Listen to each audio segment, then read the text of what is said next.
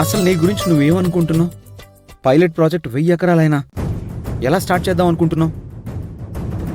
ఆయనకేదో నీ ఐడియా నచ్చేసింది, నిన్ను పొగిడేశాడని నీ ఇష్టం వచ్చినట్టు చేసేద్దాం అనుకుంటున్నావా? దీనివల్ల ప్రాక్టికల్గా మనం ఎన్ని ప్రాబ్లమ్స్ ఫేస్ చేయాలో తెలుస్తుందా? 1000 ఎకర్స్ ఎలా పాసిబుల్ కావేరి? అర్జున్ బాబు,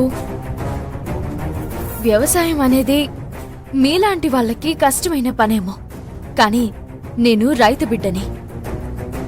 అదేమీ నా దృష్టిలా మోయలేని కష్టం కాదు. తలుచుకుంటే ఒక రైతే 100 ఎకరాల పంట సాగు చేయగలడు. మన కంపెనీ తలుచుకుంటే 1000 ఎకరాలు పెద్ద ముచ్చట్నా?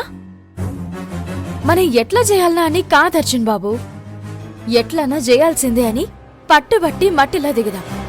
అప్పుడు 1000 ఎకరాల పంట పండకపోతే చూడుర్రి.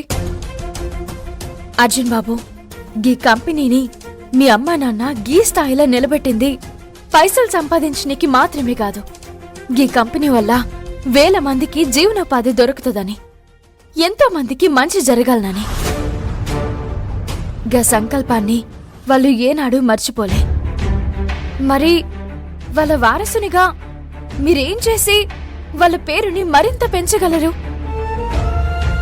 మంచి అవకాశం గా దేవుడే మీకిచ్చిండ్రు అర్జున్ బాబు. కల్తీ లేని ఆహారాన్ని జనానికి అందించి వాళ్ళ ఆరోగ్యాన్ని కాపాడే గొప్ప అవకాశం ఇది. ఒక్కసారి మనసుకి తీసుకుండ్రి, ఎందుకు గెలవలేమని మిమ్మల్ని మీరే ప్రశ్నించుకుండ్రి. మీతోని అయితది అర్జున్ బాబు. మంచి చేసుడు మీ రక్తంలోనే ఉంది, సంకల్పించుకుండ్రి. నేను సంకల్పించుకుంటే సరిపోతుందా? రాత్రికి రాత్రి 1000 ఎకరాల భూమి ఎలా దొరుకుతుంది?